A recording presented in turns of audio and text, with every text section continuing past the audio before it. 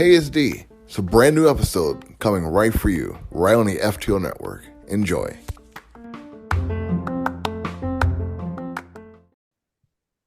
All right, everybody, this is D with a brand new interview podcast. I just watched this film called The Woman. It's a story about a young man and his struggling to belong. But you know what? Instead of me trying to describe this film, I do have the director herself, Rose Kreider, here to talk about the film. Rose, thank you for being on the show. Thank you so much. This is very exciting. It is exciting. I watched your film, The Woman, and when I watched the trailer, I was very thrown off about like what the movie was about because they didn't have the title in the trailer. So if you want to give us a synopsis about this film, by all means, I'm here for it. Yeah, so the movie is a drama feature. It's my first movie. I did a full-blown feature for my first film, and it's about a college student who, like you said, doesn't kind of feel like he belongs anywhere. So he's going through his days and meets up with his mom and finds out that he was actually kidnapped at 8 months old. And his whole life from there on out is trying to find who he is, who his parents are, or who they were, Right.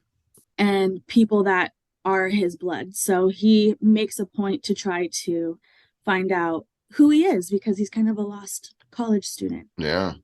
And like you see that, the lost college student in this film. Like there's some would probably say like, a continuous theme of seeing the main character Noah and doing his day in and day out. We talked about this like before the show, but there's a reason you see his repetitive of his story because as you watch the story, you see his attachment like to things and people aren't as tangible as you would say most people's are. And like you wrote this story, and this is like one of the first stories that you also directed.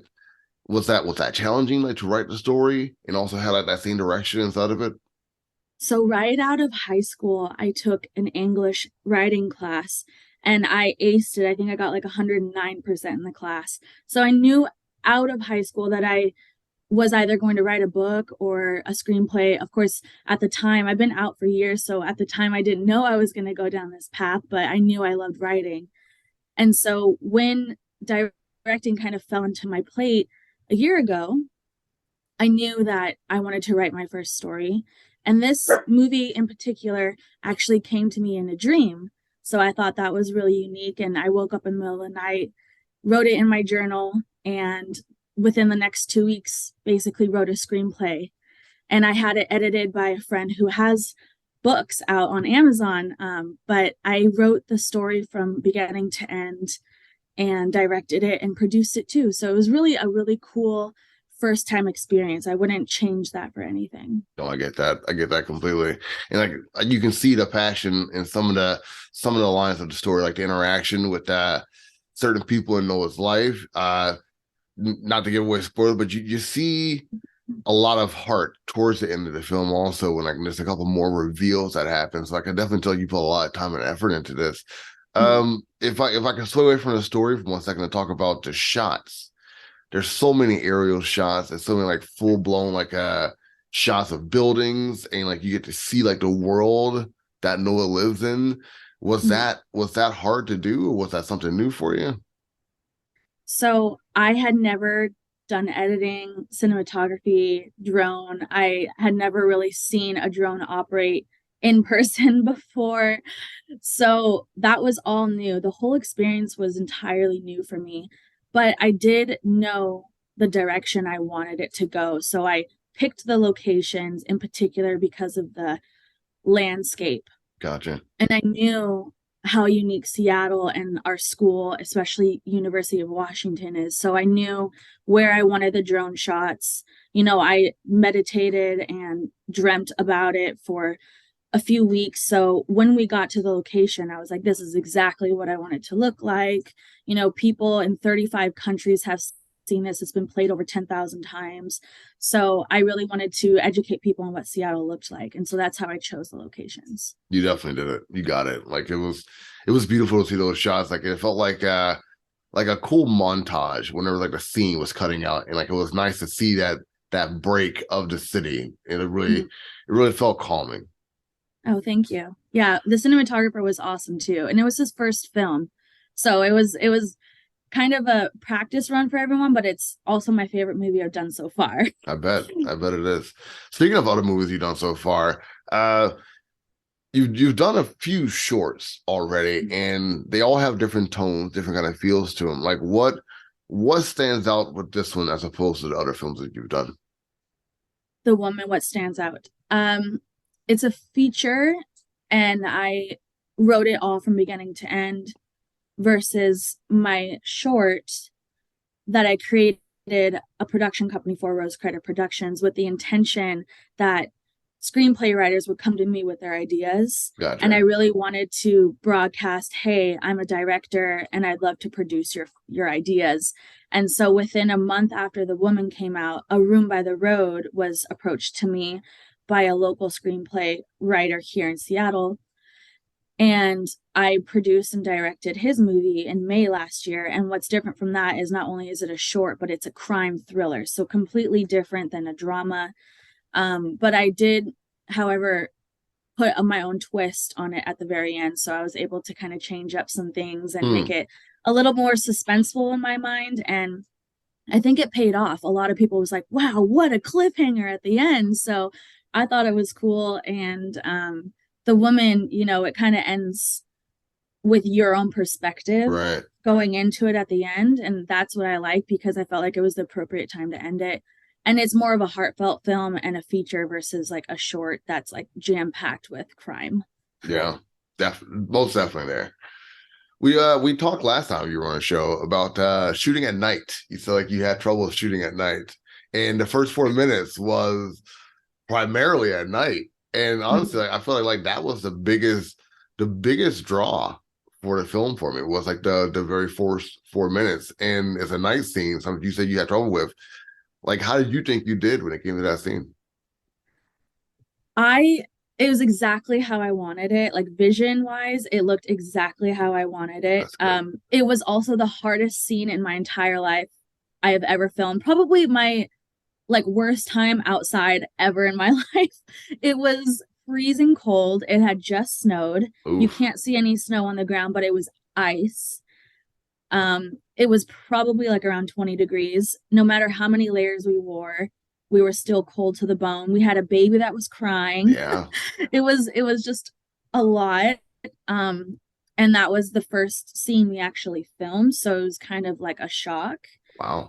But I wanted to set the tone, and I gave everyone Starbucks, so I knew that it was trying to make the situation better, but it was hard. Like it was hard, but it was worth it at the end because I felt like it captivated the audience. You walk into the movie, it's daytime, they're going to their campsite, and then stuff happens, and now it's nighttime, right? Yeah. So I really wanted to show like a day's worth of work, even though we filmed it in like 2 hours. It was a good opening. It definitely was. Like it was a good opening and origin story to like the character Noah. So like you did both of those things at the same time. So kudos. Thank you. Thank you.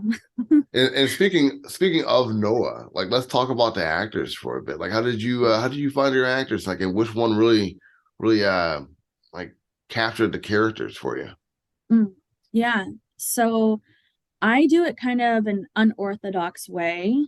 I don't do regular auditions. I Okay. feel like that's really intimidating. Me coming from a background as an actor first, I know how intimidating that might be, how confusing it might be because you don't know a lot about the person you're talking to or the character yet. So, what I like to do is have a quick call and let someone know that I'm interested in them.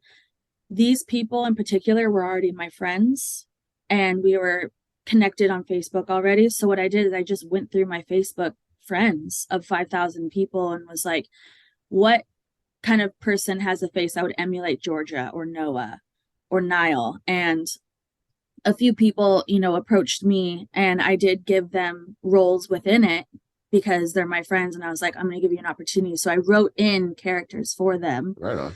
but the main three characters, I knew exactly who I wanted.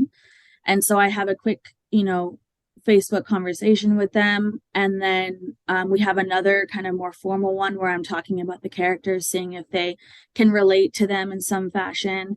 And every single character that was in my film could relate to their character in some way in real life. So that's how I kind of decide who I'm going with. That's nice. So like you really sound like you really like wrote a lot of these roles for your friends, even though you didn't write these roles for your friend. That's good. Exactly. Yeah. That's right on. Mhm. So the movie's an hour long. It's on YouTube. Anyone can go out there and check it out. Are you nervous about the outcome or the reviews that most people may give you? I've gotten a couple of reviews on IMDb, Okay. but most of them, so a couple of negative reviews, I should say, but most of them are positive. And everyone that came to the premiere, it was a sold out premiere of 100 people. There wasn't anything negative except, hey, I really wish there was like more. And, Yeah. but, I left it to everyone's interpretation of how he would go on with his life.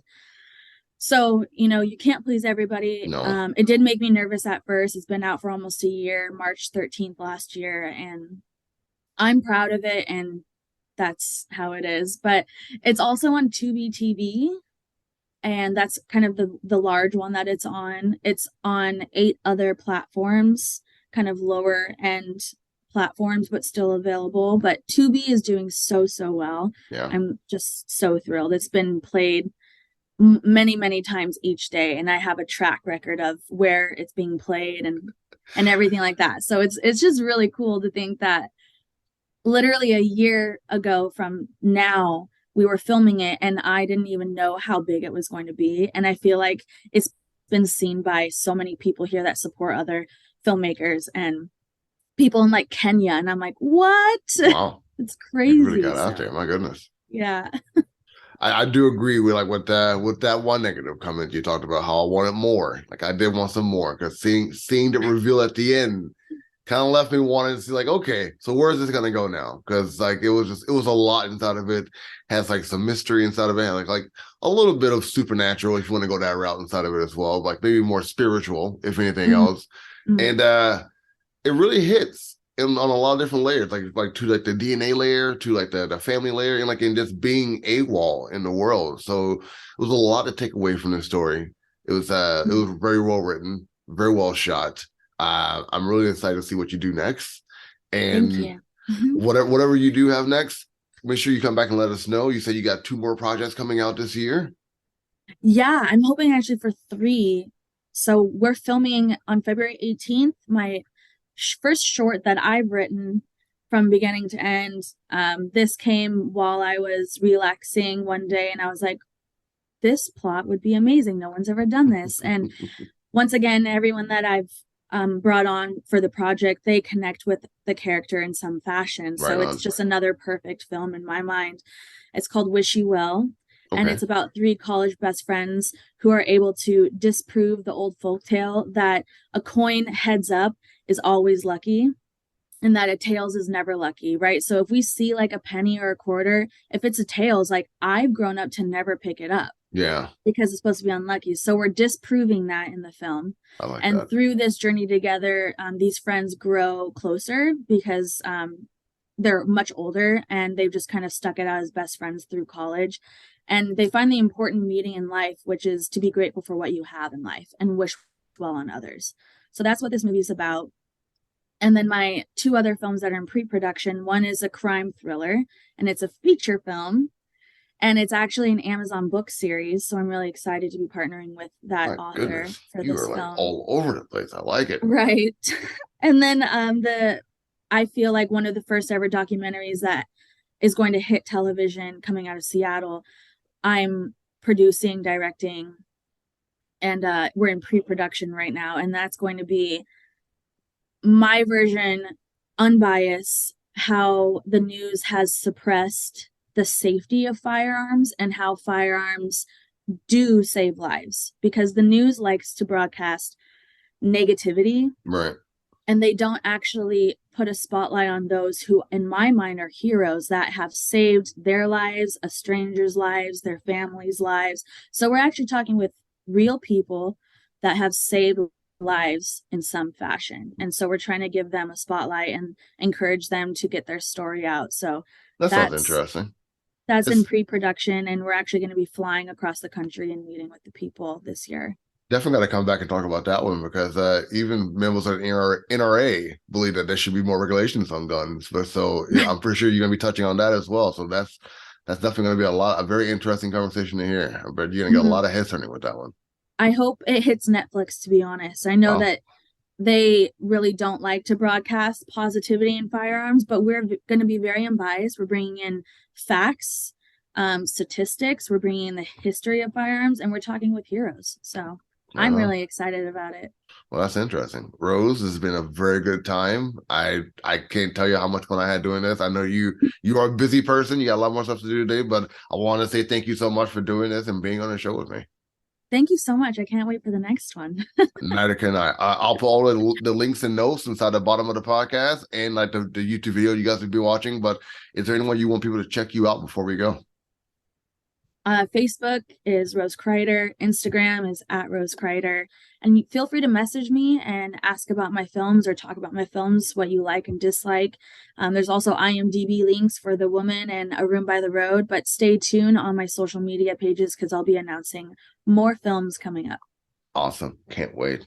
All right, guys. Thank you so much. Until next time, you guys take it easy.